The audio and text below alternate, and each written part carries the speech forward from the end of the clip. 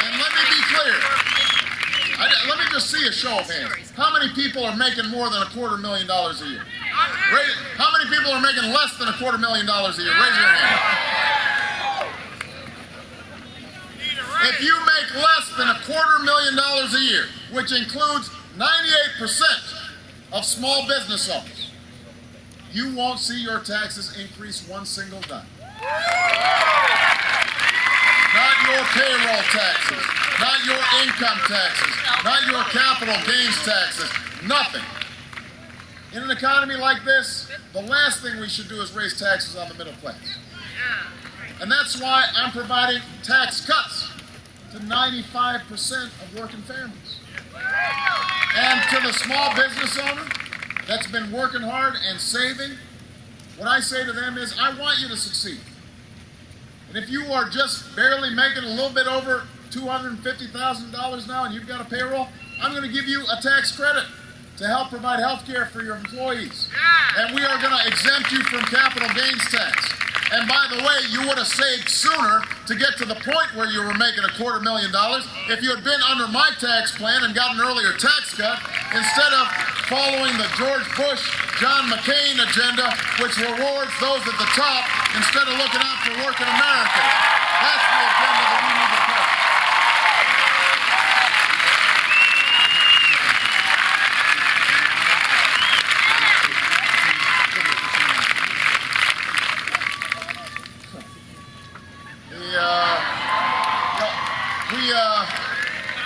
We know that it's time to create the good-paying jobs of tomorrow. That's why I'm going to stop giving tax breaks to companies that ship jobs overseas and start rebuilding the middle class by helping companies create jobs here in America. If I'm president, we will invest $15 billion a year in renewable sources of energy to create 5 million new green jobs over the next decade.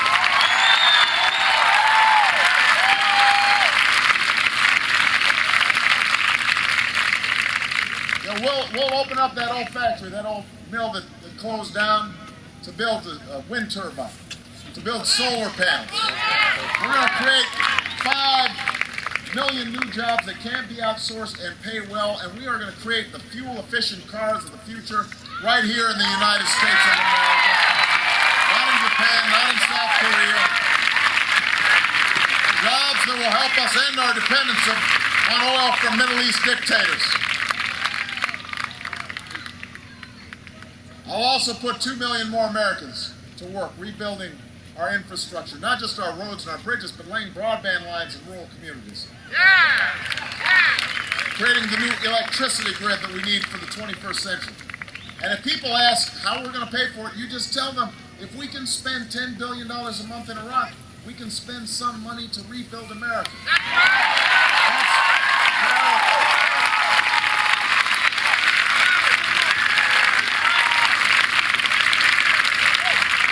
If I'm president, I'll finally fix our broken healthcare system. This issue is personal for me. My mother died of ovarian cancer at the age of 53. I'll never forget how she spent the final months of her life lying in a hospital bed, fighting with her insurance company because they claimed that her cancer was a pre-existing condition. They didn't want to pay for her treatment. So I know what it's like to see a loved one suffer, not just because they're sick, but because of a broken healthcare system. It is wrong. And that's why we will not have insurance companies discriminating against people who are sick and need care when I am President of the United States.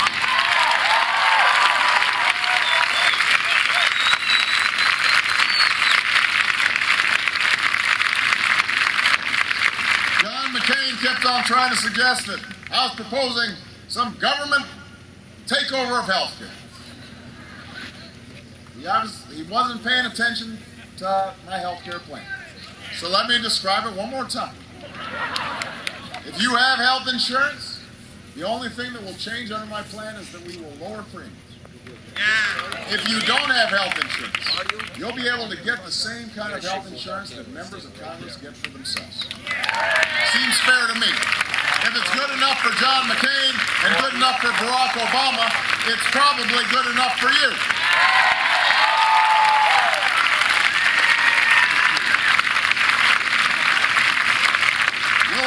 invest in preventive care and new technology to finally lower costs of health care for families and businesses and the entire economy. That's the change we need. Medicare, we're going to fix. The only way to fix Medicare is to fix the healthcare system as a whole. Because if the healthcare system is broken, then Medicare is going to blow up sooner or later, because we can't sustain healthcare costs going up that fast. That's why we've got to invest in prevention. That's why people have to be healthier. That's why we've got to invest in information technology, eliminate bureaucracy, cut red tape. But you know what we're not going to do is do what John McCain suggests, which is to take $1.3 billion out of the Medicare budget to pay for his health care plan that's not going to work. That's not the right way to go about health care reform. That's backwards, and it's not going to happen on my watch.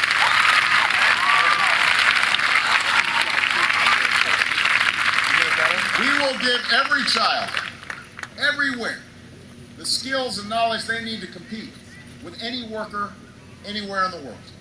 I will not allow other countries to out-teach us today so they can out-compete us tomorrow. It is time to provide every American with a world-class education. And that means investing in early childhood education, recruiting an army of new teachers, paying them more money, giving them more support in exchange for higher standards and more accountability.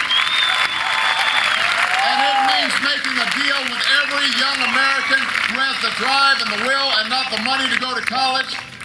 Senator McCain's top economic advisor said the other day they have no plans to invest in college affordability because we can't have a giveaway to every special interest. I don't think the young people of America are a special interest. They're the future of this country.